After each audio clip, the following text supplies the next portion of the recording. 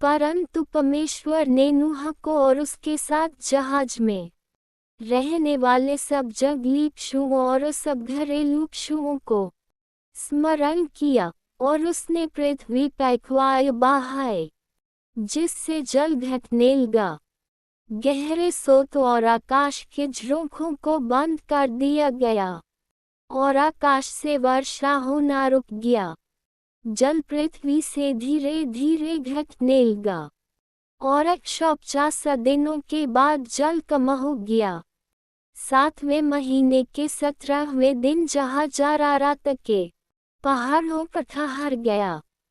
जल 10वें महीने का घटता रहा, और 10वें महीने के पहले दिन पहाड़ों की चोटियां दिखाई देने लगी। 40 दिन के बाद नूह ने जहाज की वह खिड़की खोली जो उसने बनाई थी, और उसने कौवे को भेजा जो पृथ्वी के सूखने के इधर उधर उड़ता रहा।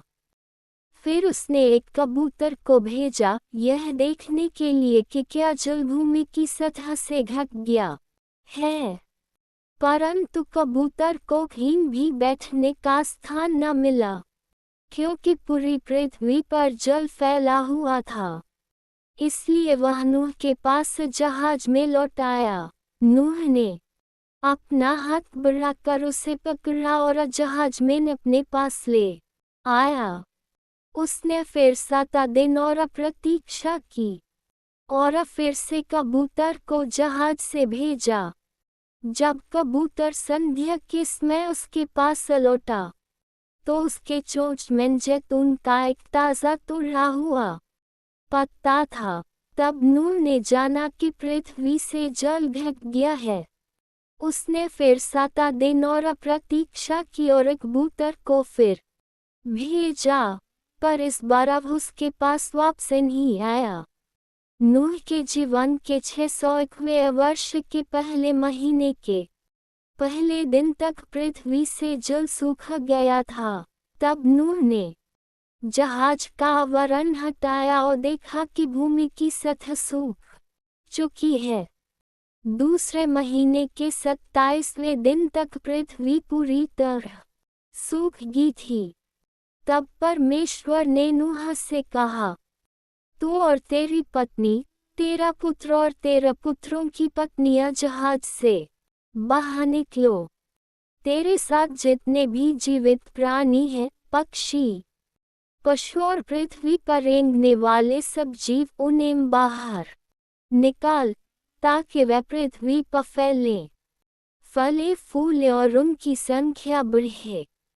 तब नूह अपने पुत्रों, अपनी पत्नी और अपने पुत्रों की पत्नियों के साथ बाहर निकला, और पशु, सब रेंगने वाले जीव और सब पक्षी जो कुछ भी पृथ्वी पर चलता है, अपनी अपनी जाति के अनुसार जहाज से बाहर निकले।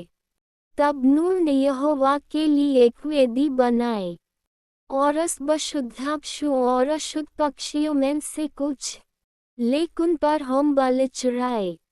यहोवा ने उस सुखद सुगंध को सूंघा और अपने मन में कहा, मैं फिर भी मनुष्य के कारण भूमि को श्राप नहीं दूंगा। यद्यपि मनुष्य के हृदय की प्रवृत्ति बचपन से ही बुरी होती है, और मैं फिर भी सब जीवित प्राणियों को नष्ट नहीं करूंगा जैसा मैंने किया है, जब तक पृथ्वी बनी रहेगी। बोना और काटना, ठंड और गर्मी, ग्रीष्म और शीत, दिन और रात का भी बंधन ही होंगे।